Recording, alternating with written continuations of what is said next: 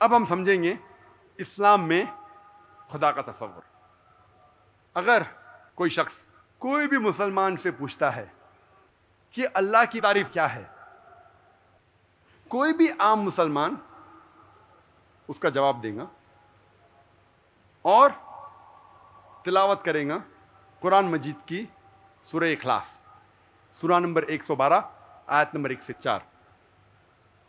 اور یہ عام مسلمان بھی جانتا ہے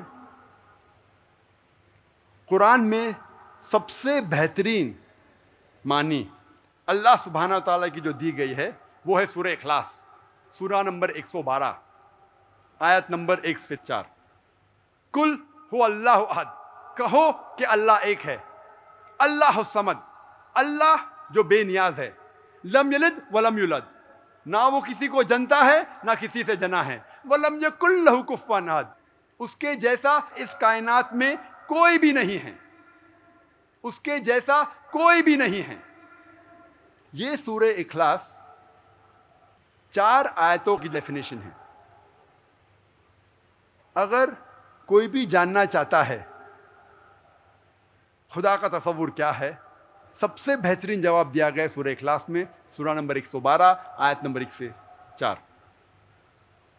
سورہ اخلاص سورہ نمبر 112 آیت نمبر 1 سے 4. قل هو اللہ احد، کہو کہ اللہ ایک ہے، کہو کہ خدا ایک ہے. اللہ الصمد، وہ خدا جو بے نیاز ہے.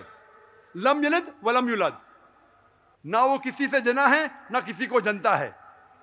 ولم یکن لہ کفوا احد، اس کے جیسا کوئی بھی نہیں ہے، ساری کائنات میں اس کے برابر کوئی بھی نہیں ہے.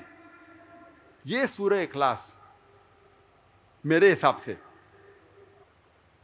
یہ ایک طلسمہ ہے. It is the litmus test for theology. Theo means God, خدا. لاجی مینس اسٹڈی، خدا کی اسٹڈی.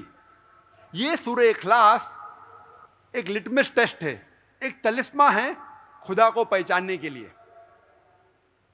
میں اسے کہتا ہوں touch stone of theology. Touch stone مطلب وہ جوہری جو پتھر لیتا ہے نا جانچ پڑتال کرنے کے لیے سونا کتنا کھرا ہے، اس طریقے سے سورہ اخلاص وہ پتھر ہے، وہ ٹچ سٹون ہے جانچ پڑتال کرنے کے لیے کہ جس خدا کی آپ عبادت کرتے ہیں وہ خدا صحیح ہے کہ نہیں. جو بھی خدا میں آپ مانتے ہیں اس خدا کو سورہ اخلاص کے مطابق اس کا امتحان لو.